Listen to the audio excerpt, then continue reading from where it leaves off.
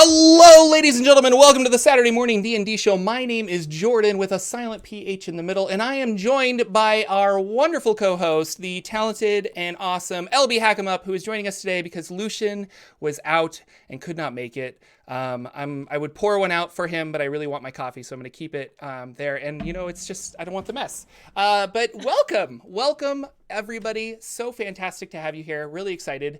I hope everybody can hear me and my settings are okay. I'm assuming so. But LB, how are you doing on this fine Saturday afternoon for you, I suppose? Yes, it's slightly afternoon. I'm doing really well.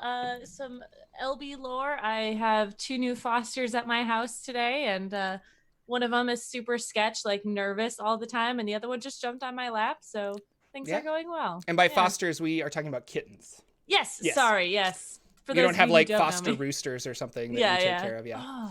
But geez, I could get those pens in the backyard. Wouldn't that be awesome? Fresh eggs. Oh my goodness. We are a Dungeons and Dragons talk show talking about all things D&D and whatever else is on our mind in the games that we play. And in today's world of stuff, there was a game conference. Now I'm stupid, and I didn't actually write down what the game conference was. PAX Unplugged? No. There was like a game. I'm going to Google it. No, there was, it wasn't a conference. It was like an award ceremony. Oh, I see. Okay. All these awards came out, and Shakiro won like best game and stuff like that. But because of that, they also announced a bunch of stuff. And they announced a new Wizards of the Coast, or I should say Dungeons and Dragons game called Dark Alliance. Which, at the 2019 Game Awards. Well. There we go. It's a really good show, everybody. I'm super researched. It's awesome. But so they released. Dad, you have excuses. I was up at 5 a.m, rocking a crying baby for 3 hours, and then fell back asleep for like 15 minutes before the show.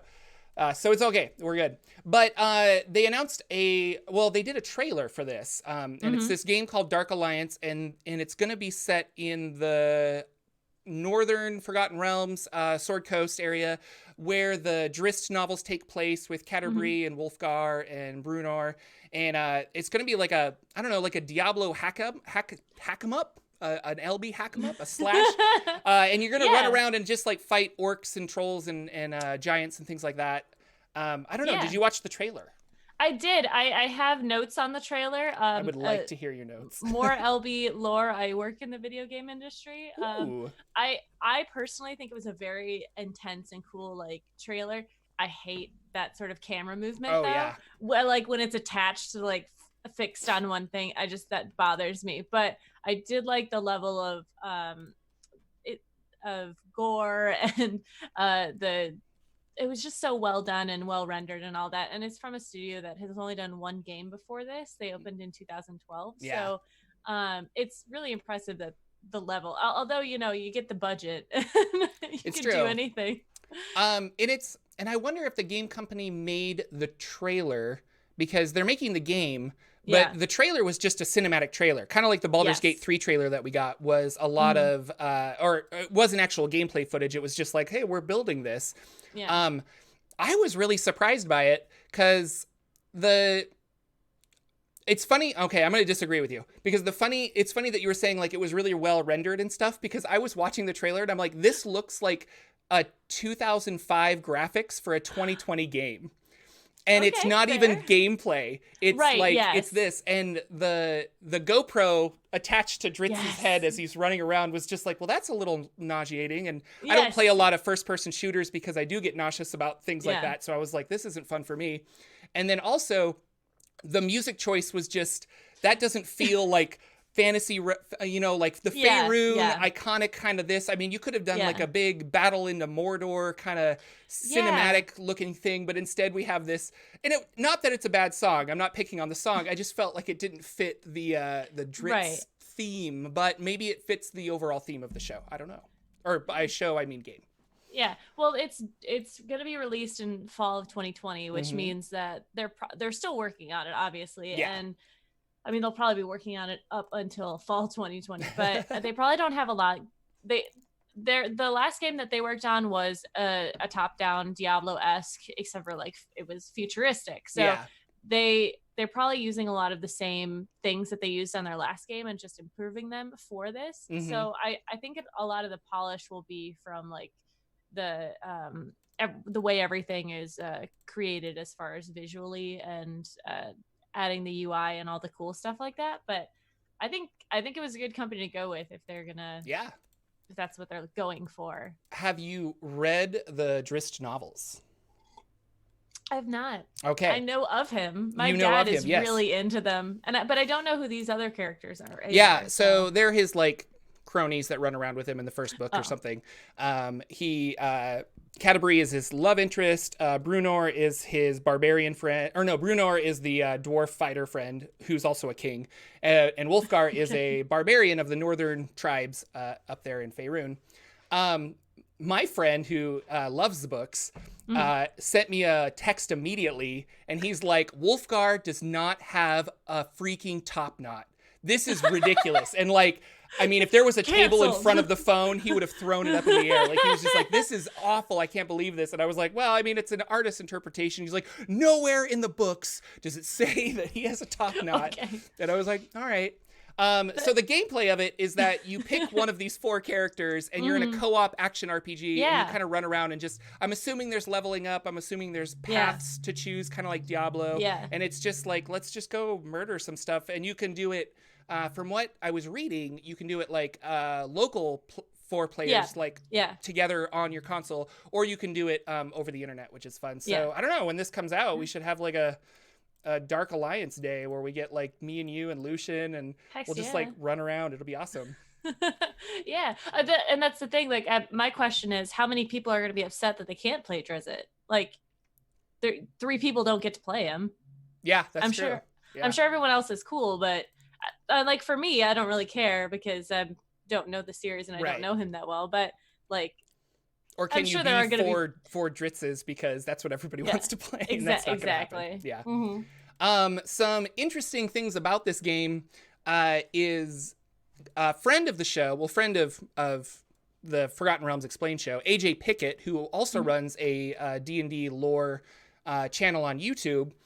He's a New Zealand friend, and he was apparently a lore consultant for this game.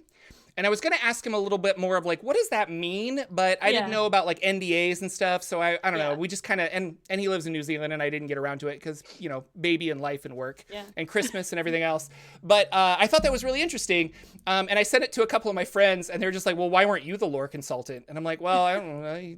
He's AJ. He's really cool. And Canada and New Zealand like each other, I think. So it's okay. Like, yeah. They still have trade agreements and stuff, right? Yeah. And there's, so anyway. But congrats for him. I thought that was really cool. That's awesome. And then this is actually a sequel. Well, not a direct sequel, but it is a similar game to a 2001 game called Baldur's Gate Dark Alliance, which was pretty much, it was on PS2, I think, and GameCube, and it was on a bunch of other things. But it was, pretty much the same thing. And this was piggybacking off of the isometric RPGs Baldur's Gate 1 and 2. Yeah. That we are now getting the same Baldur's Gate 3 version of that. Yeah. That's coming out. I don't know when that's coming out. But yeah. And then just reading their Wikipedia, it's kind of sad because it's like, oh, this was really cool. It like was released here and it did well. And then there were some legal problems. And then Black Isle Studios went bankrupt. Yeah. And it was like, oh, sad. Yeah. So I don't know. But this is what... Not bankrupt companies, that sounds awful, but this is what Wizards of the Coast does, is they have this intellectual property, and they kind of just, like, pick and choose, like, oh, we want you to do this, and we want you to do this, and it's interesting to me because the Wizards of the Coast president, not just of D&D, but, like, of all of their franchises, he was saying that they really want to move forward with video games, and... being that their moneymakers are tabletop role-playing games and Magic the Gathering and various other games, you just have a cap for every occasion. It's like, oh, yeah, I'm done with this one. Now I got... Yeah, right? When they're done with me, I'll let them go. But yeah, he said, and this is a quote, "Our plan with the franchise moving forward is that there'll be a new D&D based video game about every year. Each one of those we want to really kind of go in depth on different aspects of D&D, whether that's the world or the lore, characters, or an aspect of the game.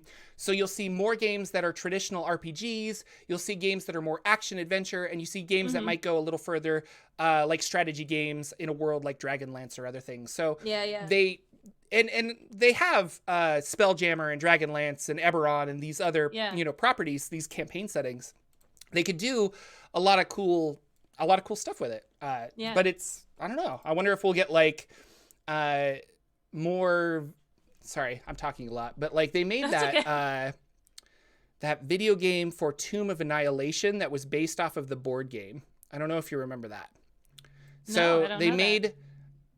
There's Tomb of Annihilation, the campaign, and then they made a board game that you like play, and it's fun enough. And then they literally took the mechanics of that board game and made it into a video game that was on Steam for a little while. It's probably still on Steam. I have not played it, but I wonder if, I don't know, they're going to do more like that, or if they are just like, no, we're going to do Baldur's Gate 3 and we're going to do more RPGs, or we're going to do this, or what fans really want is take the 5th edition rules and transfer them into a video game.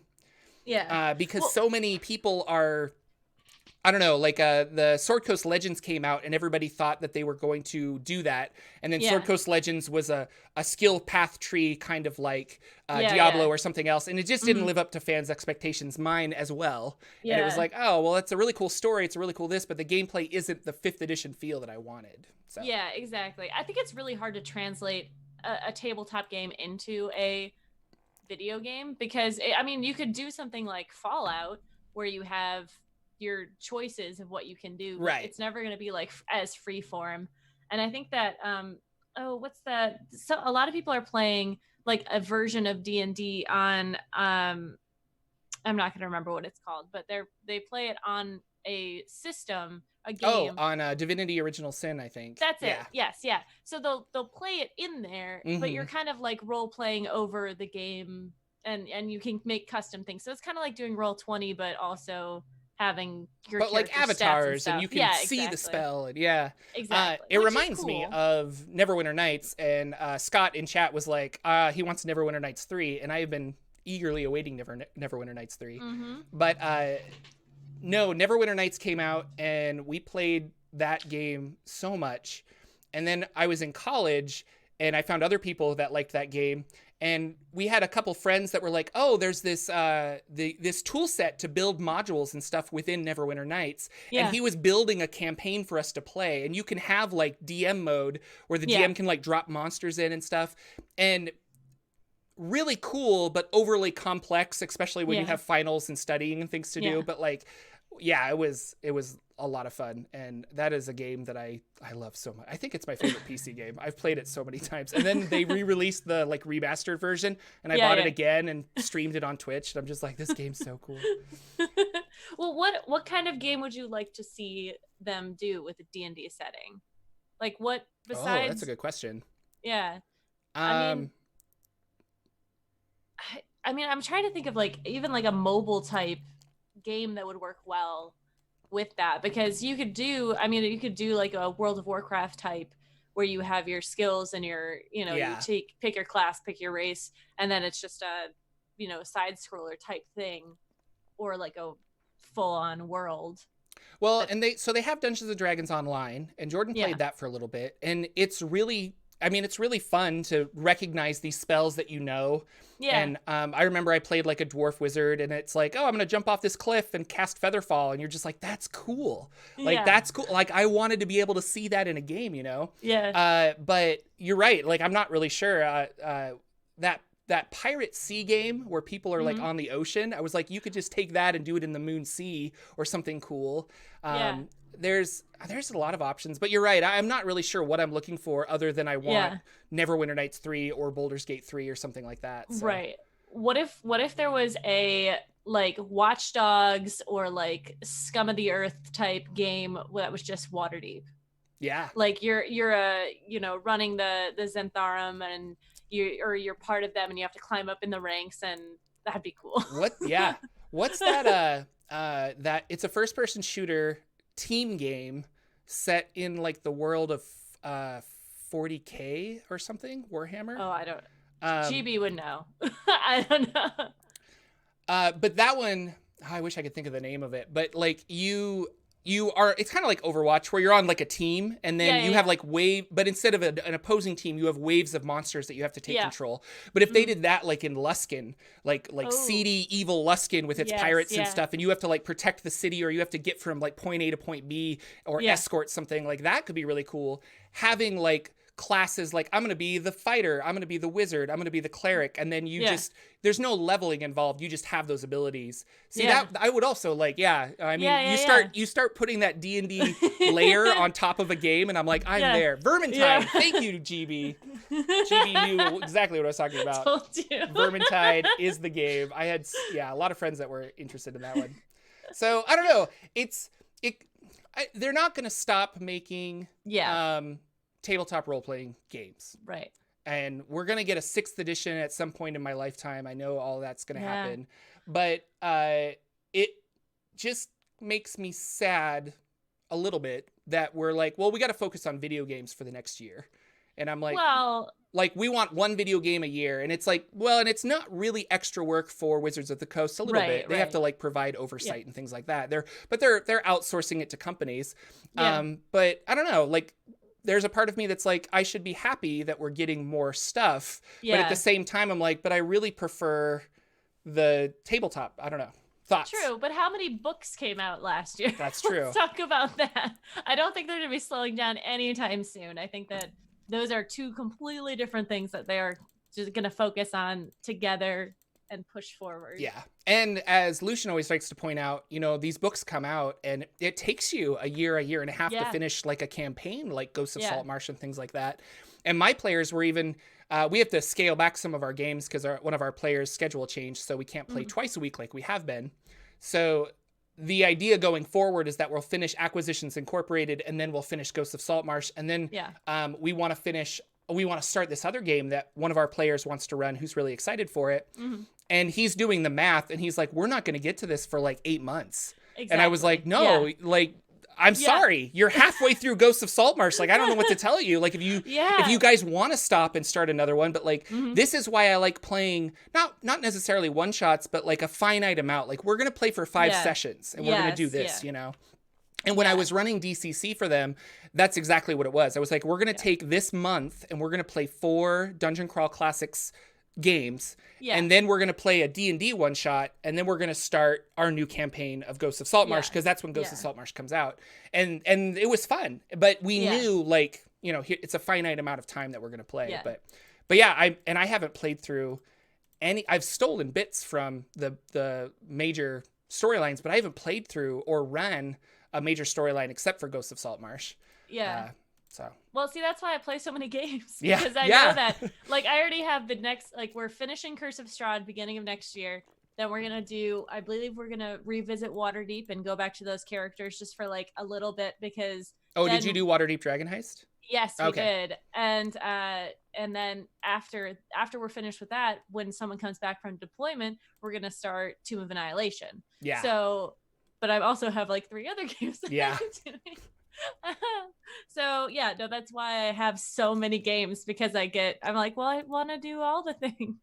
No, and I like homebrew a lot and homebrew worlds, but it's really fun to meet up with other people and it's like, oh, you've played Ghosts of Saltmarsh, I've played Ghosts of Saltmarsh, and I think me and you did that. Like I was running Ghosts of Saltmarsh and you were playing in it. And I was just like, my players did this and it was awful. And then I was watching your stream that night and you were like, I was warned about this. We're all going to die. That was me. That was my bad. Your GM was just like, what? How were you warned about this? But like we talk and you say like, oh, like this is happening in my Ghosts of Saltmarsh game. And I'm like, oh, I don't think that's in the book. No. But then I think about my Ghosts of Saltmarsh game and I've changed so much to make it like, you know, make it personal for the players and stuff. So yeah. Gosh, lots of stuff to talk about. Checking in on chat. Everybody's doing happy. Thank you for coming out. Another really cool thing is there was a sci-fi article about Acquisitions Incorporated. Greg Tito posted a tweet about this, and it's about it. The article is, how did a podcast like Acquisitions Incorporated evolve into becoming D&D canon? Yeah. Now, do you watch or follow any of the Acquisitions Incorporated stuff? I don't. Okay. I felt really bad. My DM incorporated some of the characters into one of the games, and my character just happened to be the one who was talking to them, and he like described them, and he's like giving their personalities. So I'm like, I feel like I should know these guys, but I have no idea who they are. So, they paved the way for streaming, podcasts, all this other stuff. But it was like, oh, we can watch D&D and that's fun. So it's kind of cool. And I know you've been playing D&D like most of your life, but Jordan didn't start until he was 30.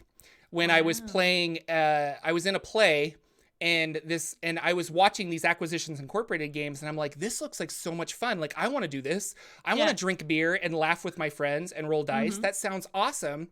And live in a fantasy world and, get all of my feelings. Anyway, it was, that sounded perfect. And I was in a play, and one of my cast members was like, oh, well, I play D&D. Like, we'll get a game going for you. And then we played a game of 2nd edition.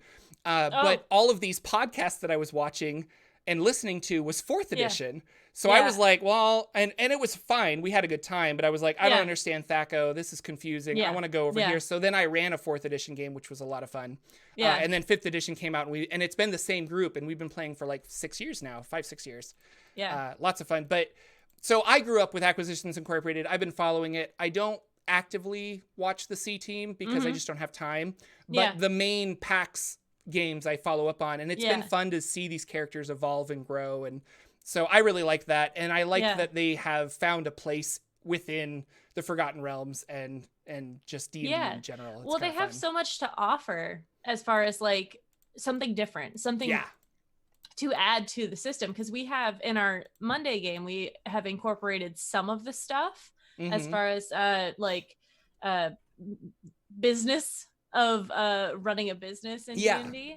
So like, I think that's so interesting, because there wasn't really anything like that before. I mean, they have the stuff in the GM book where you can like roll to see how well your business does, but it doesn't really cover in depth what is in these books. So I mean, that's probably a lot to do with why they are so ingrained and were able to come canon in the series. So I think it's cool. I think it's awesome that they were able to, take their beer and pizza game and turn it into like canon. Yeah, exactly. I love it. I wanted to use those rules, the business rules, in my Ghosts of Saltmarsh game. My players kind of were against it, because I think they were like, oh, Jordan's going to turn this into like a goofy whatever game. And I was like, no, simulator. I don't want you guys to be Acquisitions Incorporated. I want you to like start a business, and I'll use these same rules. But then like, I don't know, you get a dozen creative ideas, and then you take one and the other ones kind of go on the back burner, and that's what happened with that. So I was like, I'll save this for another game. But like, I'm actively playing in the Acquisitions Incorporated game, and it's really fun. It's super hilarious, and I like it a lot. Like, there's things like we ran into a zombie, and we're just like, lady, you're clearly dead. And she's like, oh, my moisturizer, and like skin's falling off, and she's like, I need some moisturizer. And we're like, you're a zombie. This is hilarious. And so like jokes like that, they're fun. Moisturize me. Moisturize me. It's clever. I like it. I like the rules. I was really excited that became canon. So I don't know. So I will link those in the show notes if you're listening to podcast or whatever, both on Dark Alliance, or you can go to darkalliance.com, I think. And then also there's a Forbes article that kind of talks about Wizards of the Coast president Chris Cox, who is talking about the future of video games with D&D, and then the sci-fi article. And they're just, I don't know, they're good reads, and it was fun. So that's kind of it for news. Now we get into the best part of the show. The show that Jordan's like, I don't know. Lucian came to me 10 minutes before and was like, we're going to do a new thing today. I'm like, all right. But it's Bartok Inspiration. Woo! And in Bartok Inspiration, we kind of talk about the things that inspired us throughout the week. And the thing that inspired, well, I'm working on a holiday game. And it made me think of holiday games in general. And how do you tackle a holiday themed game? Do you take like well, let's back up. Have you written a holiday themed game, specifically Christmas, because it is the Christmas time? So. I have not written a holiday, not a Christmas or a winter holiday theme, but I have been in 2 crossover episodes where it was holiday themed. Okay. I've done Halloween episodes, which I love to do because, of course, spooky. But yeah, so Indoor Adventures, Monday and Tuesday nights, he ran a crossover event for our Waterdeep and Homebrew characters. So they got recruited by Santar, who was obviously, I've linked a picture of him at the bottom. I don't know if you scrolled all the way down, but he is a half man, half horse Santa who pulls his own sleigh. But he was able to incorporate a lot of interesting creatures in it. One was an eggnaga, which was eggnog and an naga, and then it's a ginger hag. So it's zinniber. It's a type of plant, but it means ginger because Indoor loves to pull pranks and be a troll. And the second crossover event, we started out running through a forest, and then basically it got flatter and flatter as like we went from 3D to 2D. So we went and then once we got to the hut where this hag was, we had to defeat her, went into the basement, and then freaking the whole thing was just for this pun at the end where it was like, do you want to reset New Year's resolution? And I was so done. With the puns. Yes. Oh my God. The whole episode was for one pun at the end. And I feel like that's holiday games though. Like you're just like, it's a regular dungeon, but we're going to just like put Christmas ornaments everywhere. Yeah. And I ran one where it was Krampus stealing children, because that's Krampus is like, I don't know. I just feel like he's a D&D villain. He should be in the books, I feel, at this point. Because so many people need a holiday villain. And he was stealing children, and so they go up to like Santa's shop, or Krampus's shop, and I had like reindeer that were like chasing them, and they had to go through reindeer, and then you have like frost monsters that are snowmen that are attacking them. And once they got into the shop, there were vine blights, which were the ribbons of the presents, because the elves are like wrapping presents, so like those animate, and you have like presents that are mimics that attack and things like that. And so I don't know, it's just really fun. And I like holiday games a lot. I like Halloween games a lot. And I think like you were saying, I have done a few holiday games, but it seems every Halloween hits and I'm like, I've got to like do some kind of like Halloween something. And so I always like, spooky. It's just, I like that a lot. But no, I think themed games are really fun. Like whatever it is, I've played in a game where one of my home games, he did like a 4th of July theme where we were attacked by gnomes who were like blowing up fireworks on us. It was like that's so fun, and it grounds you a little bit, and it's not just this like fantasy. It's fun too. Yeah, and I think going back, bringing it back full circle, like the Acquisitions Incorporated, my players were just like, oh no, like this is fun, but like it's not. We don't want it to be gritty realistic, but we want like a level of realism. And it feels like the Acquisitions Incorporated rules don't do that kind of a thing. And I think you're right. Holiday games do the same thing, where it's just like, oh yeah, you guys are, you saved Waterdeep, and now all of a sudden you're whisked away to the North Pole, and and it's just kind of like, I don't know. But for me, that is D&D. Like I love the silly jokes and the play on words. So I don't know. Every time I make, actually we were talking in the Forgotten Realms Explain Discord that I have for patrons. where it's like, well, what do you do when you need to name a magic item or something? Yeah. And a couple of people were saying like, oh, I use like different languages and stuff like that. And I do that all the time. I was like, oh, I want to have like, and I use it for character names too. I was like, I want to have a shape-shifting druid that turns only into frogs, and his name's gonna be Gero, because that is the noise that frogs make in Japanese. Just like we say ribbit, they say Gero, Gero. And so I was like, oh, that's gonna be his name. And I don't know, I just love things like that. And then at the game, you're just like secretly smiling. It's like, I'm so clever. This is awesome. I have a joke with me. Yeah. Yep. So much fun. I named fun. a character in Elvish. Her name was Sailor Moon. Yes. But her name was Valrea, I think I want to say. Yeah. I think it was that character, or Kyrian. And yeah. I love it. I was like, I'm Sailor Moon. Do you have any holiday games planned coming up? Oh, do I, Jordan? I don't know. I do have next week, I believe we're doing a crossover event with Indoors Ghost of Saltmarsh game and our homebrew game. So I will be how many players is that then? Well, it'll be somebody does Monday, some people do Tuesday, or I'm sorry, Thursday. So like it'll be 4 people per episode. Oh, okay. So it won't be the whole thing, but I believe we're doing that still. And then Friday I'm in a game. I don't know. Some dude is doing a Dungeon Crawl Classics game. I don't know. It's me. Hi, I'm Jordan. PH silent. Yes, we're gonna run a holiday Dungeon Crawl Classics game called The Old Gods, or I forget the name, but it's gonna be good. I actually haven't finished reading it, but I got about halfway the other day when I was reading it, and I'm like, this is fun. Like, this is gonna be hilarious. So I'm really excited. Unfortunately, my poor players, I'm like, you guys are like, oh, let's play a game, and I'm like, well, let's not play D&D, because that's like on brand for Jordan. So why would I do that? So we're going to play Dungeon Crawl Classics. So they're busily trying to learn how DCC works.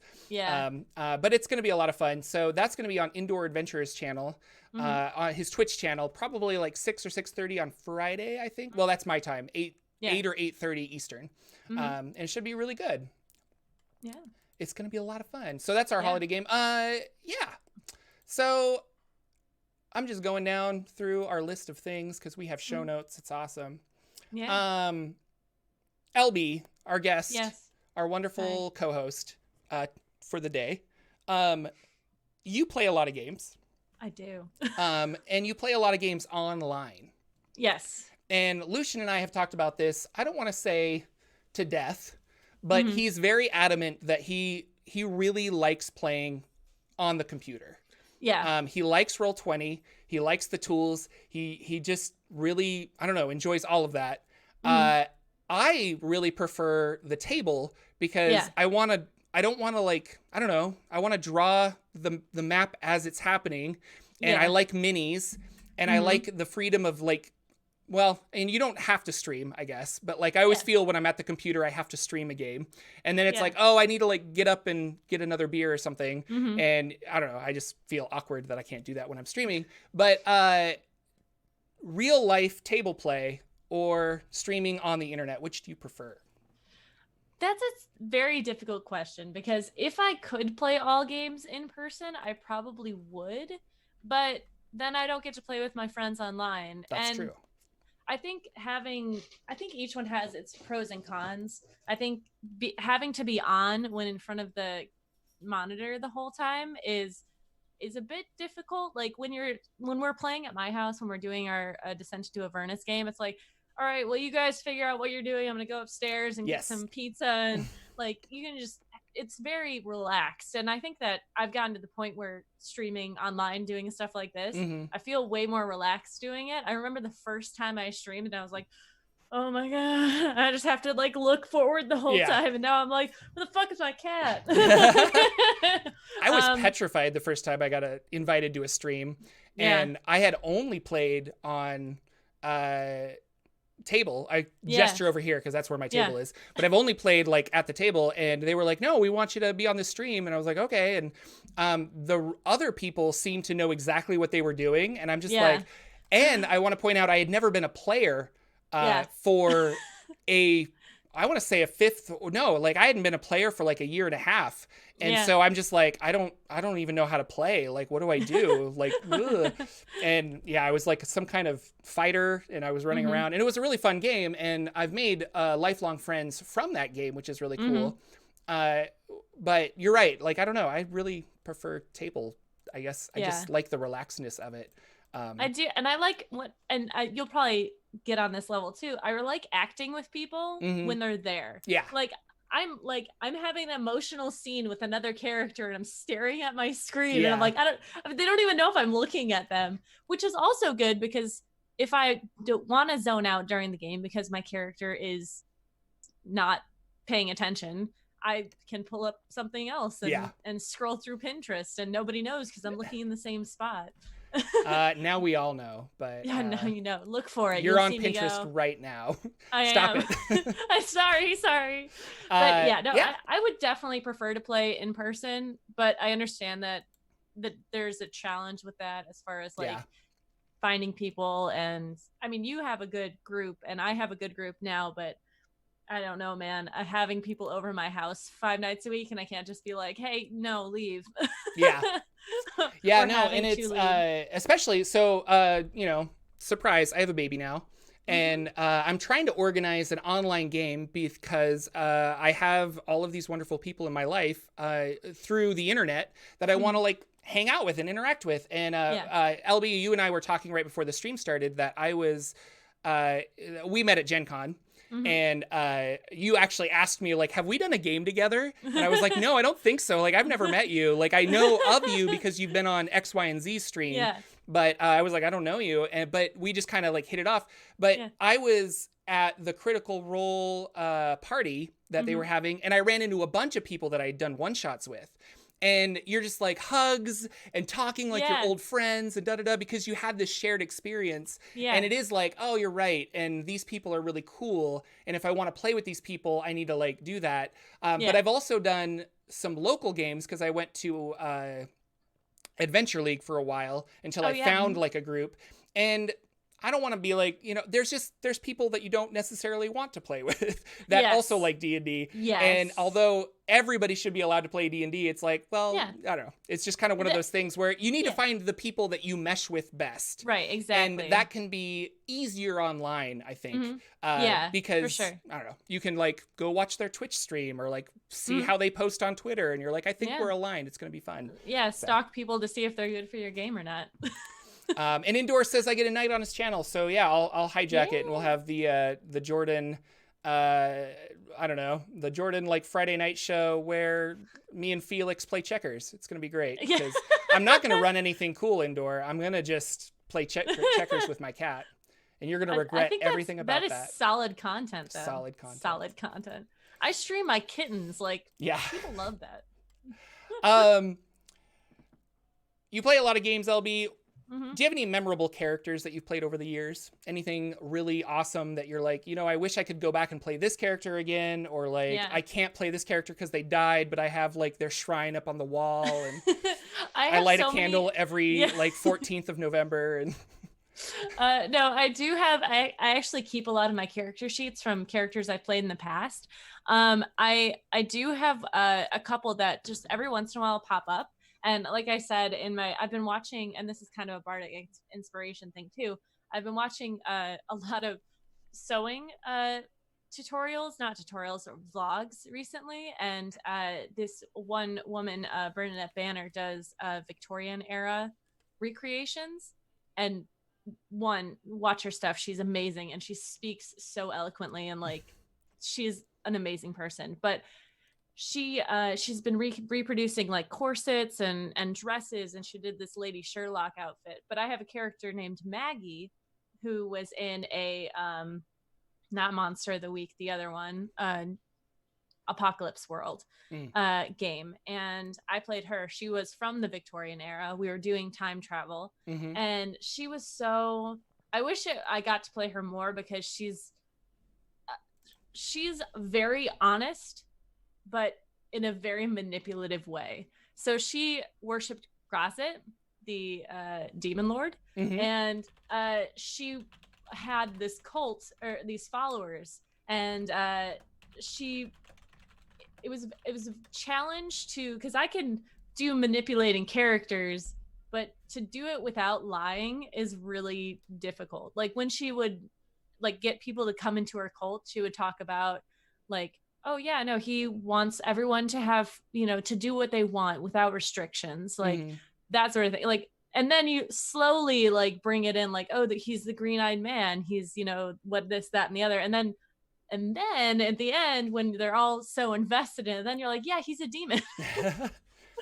But to play that long con. So yeah, I've been thinking about her a lot, because I'm actually playing with that group with GB in, we're doing a Monster of the Week game on Saturdays. And every once in a while, I'm just like, God, I want to play Maggie again. She was so stoic and eloquent, and I'm not.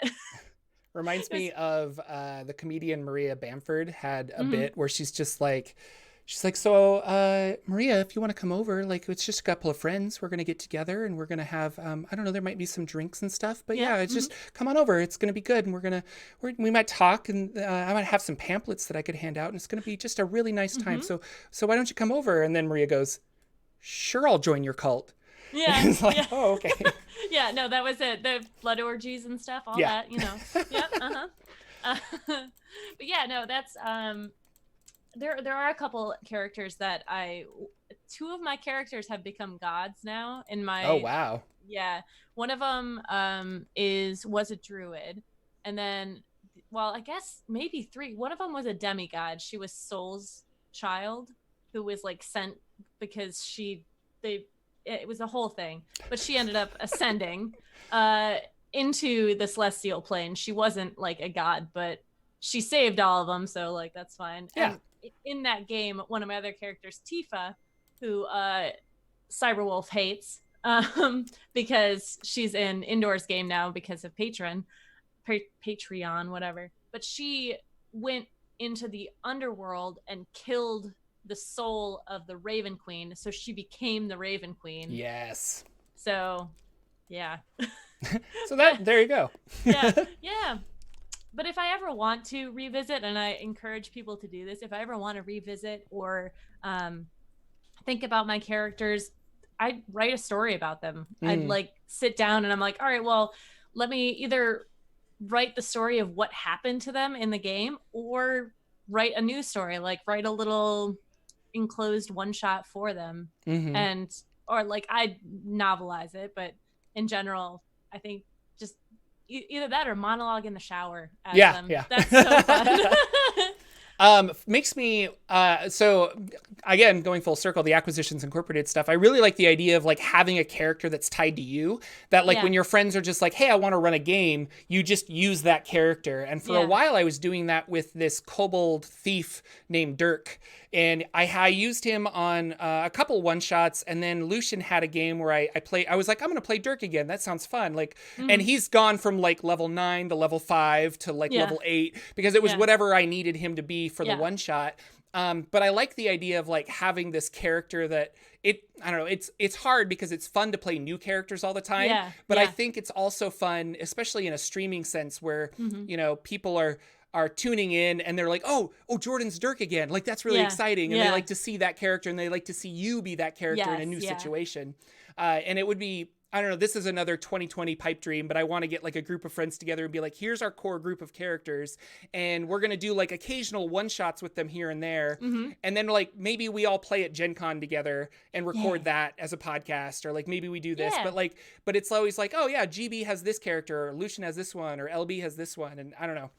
It would be really another pipe dream. I've got like tons of those, but yeah. I also love like making alternate universes with my friends where I'm like, okay, well, what if this character met this character? Yeah. Or like they, instead like your of crossover events that you're doing kind of. Exactly. But instead of having Ghost meet Hubris, Abby meets Hubris, and how would that change their lives and relationships? And so I have a lot of that in my head.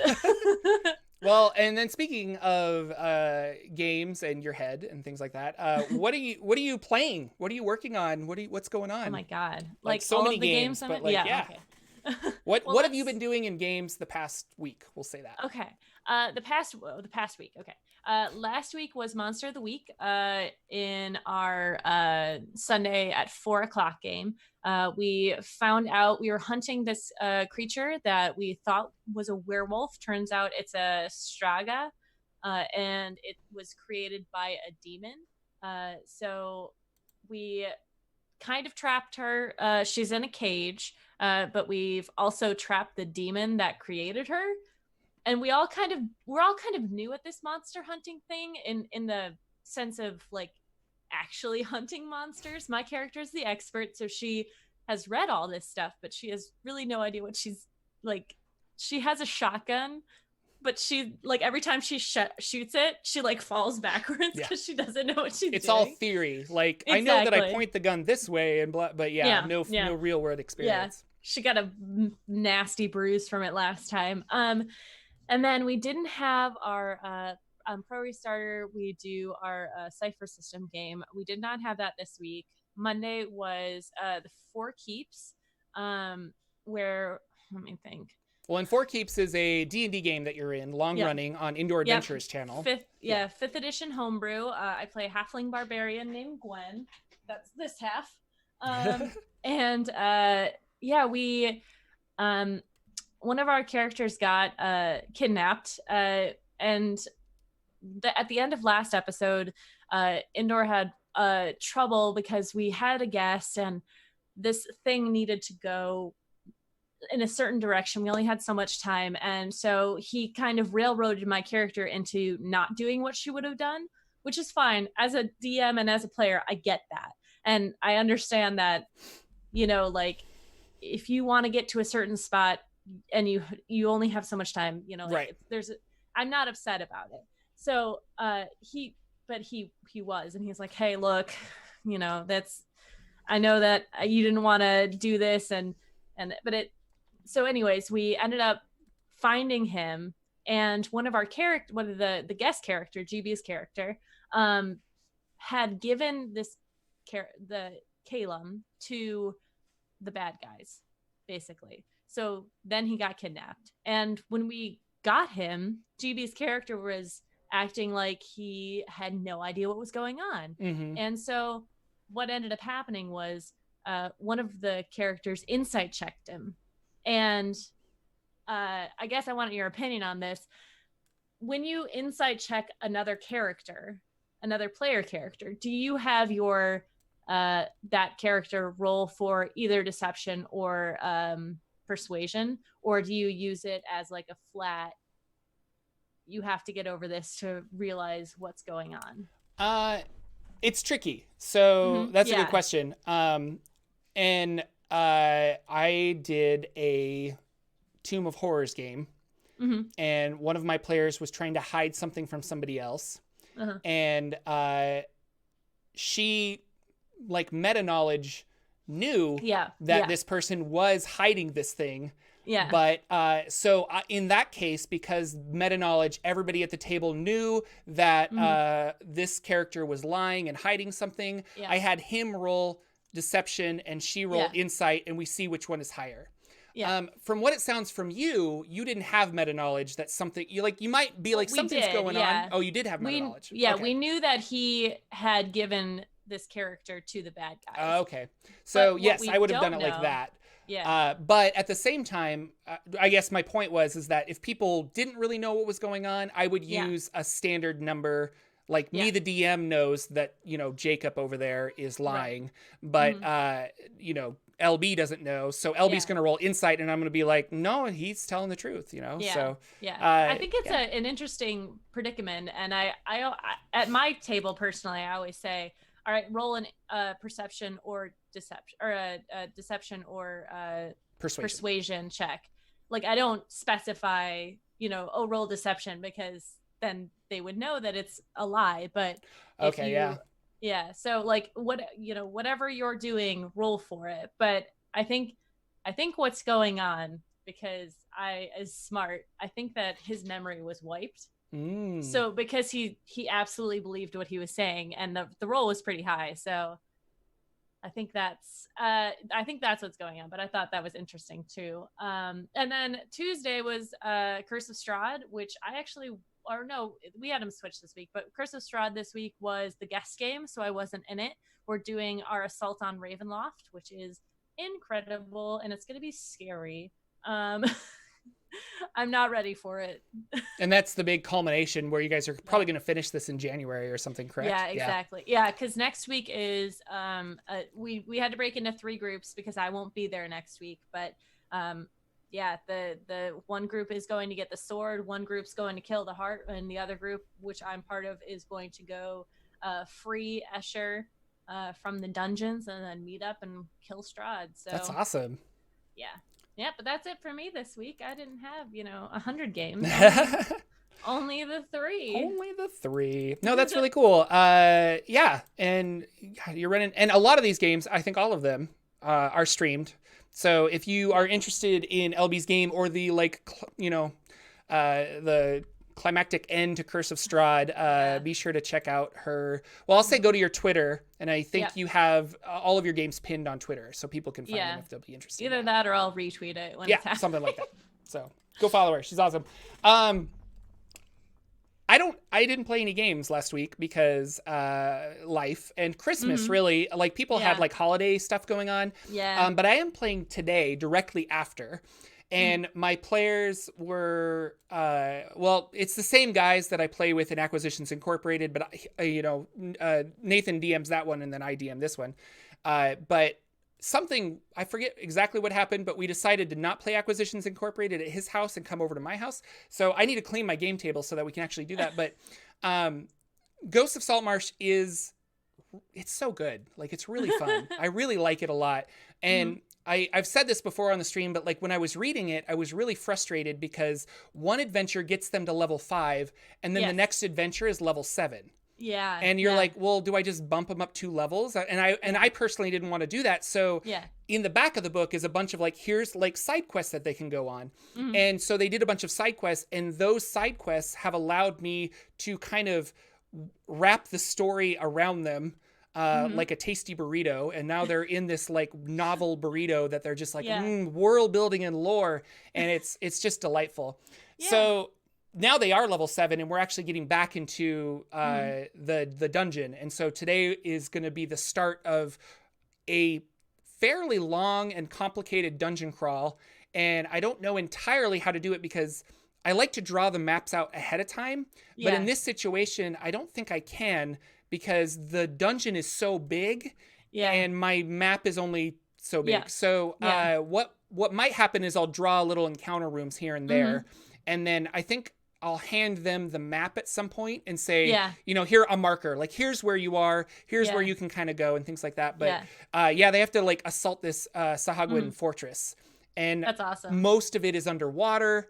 And so they're going to have to figure out like water breathing things. One of them's a Triton, so he's fine. And the other artificer has a cap of water breathing. But the dwarf is just like, well, I've got 7 potions of water breathing. I'm like, well, then you can be 7 hours underwater. Yeah. Are you going to do a long rest under the water? Like, we need to figure something out, buddy. We've stacked our game, our Saltmarsh game. I'm a Triton. We have Air Genasi, GB is a Warforged, and then we have one human who who needs the like, I can't breathe underwater, guys. Yeah. We got it. Funny. We got her. She's fine. But that's kind of go ahead. Yeah, we just got kidnapped in our game because we are in that stage between 5 and 7 level. Yeah. So my character's history is being brought up now because all of our significant others have been kidnapped or have been taken, and my past is coming to haunt me because I was a monster hunter, and I let one go, and he became my druid. He's a dragon turtle. Yeah. And he became my mentor and taught me about druidness and all that sort of stuff. So I got in trouble for letting him go, and I might have to do trial by combat here. So that's awesome. That's where we are. Yeah. It's the first time, like reading the book, it was one of the first times that 5 to 7 level again was the first time that I was really like, this is a campaign setting. Yeah. And when I bought the book, I wasn't thinking a campaign setting, but like, I did a whole adventure, and I talked about this earlier, where I opened up the book while my players were figuring out their plan. I rolled several dice, looked at tables, and I'm like, you find an island populated by this with this. And then I worked that all into some cohesive, oh, there we go. My computer's dinging me that I have successfully reconnected. A long time ago, I did a YouTube video on just rolling randomly in the DMG to create a story. And I think it's a really underrated resource, because you can be like, I don't know what to do for a one shot, or for like, what am I going to do for D&D tonight? And you can open that up and be like, okay, a troll that is surrounded by vampires that has a heart that glows like the sun. Let's do it. And I mean, I want to play that right now. That sounds awesome. Like, so I don't know. Do it. Do it. Just do it, man. Just do it. So I'm really looking forward to Ghost of Saltmarsh today. Real quick, before we go, lots of games are happening in the future. I am going to be playing tomorrow at 2 p.m. Pacific on Satine Phoenix's Gilding Light Twitch channel. My friend D&D Elise is going to be running us through, I think, Eberron game. I'm not really sure what's going on. We were playing a Feywild game, and then it changed, but we're going to be on that tomorrow. So that's going to be a lot of fun. So go check that out. Yeah. Also, Dungeon Crawl Classics holiday game with LB and Cyberwolf and GB and R Justice and Wings. Those are all regulars on Indoor Adventures channel, but we're going to be on Indoor Adventures channel playing that on Friday. And so follow me on Twitter if you guys want to come check it out, because I don't run a ton of games online, which will hopefully change for 2020. But yeah. And yeah, you want to plug anything before we take off? Check my Twitter. I am in 3 to 5 games a week, and I think I might have overbooked myself for next year, but I'm here for it. Yes. So yeah, no, I play every Monday and Tuesday on the Indoor Adventures channel. On Fridays every other week, I play on Damn It Berry's channel doing Ghost of Saltmarsh. Sundays every other week, I do Monster of the Week on G Game Nights channel, and then afterwards Pro Restarters channel with Apocalypse World, and that's going to be done at the end of the year, so that spot's going to be clear, and I might actually have a Sunday night, but nah. I'll figure out something. Yeah.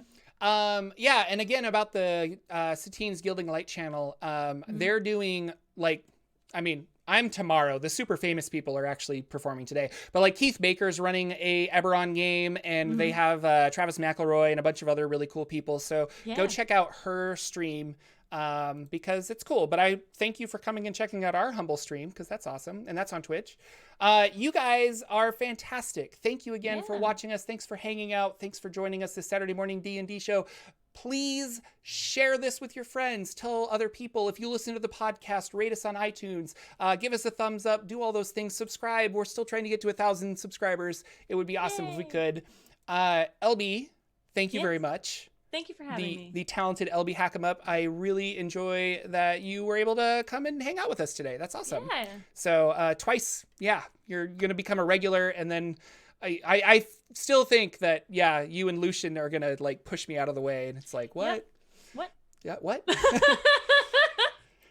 He's on to us. I mean, thank you guys so much. I'm going to go to my end screen here and get the trends, because I never set this up correctly. But we will see you next Saturday for another episode of the Saturday Morning D&D show. Happy Christmas and all that jazz. And thank you guys so much for coming out. Goodbye.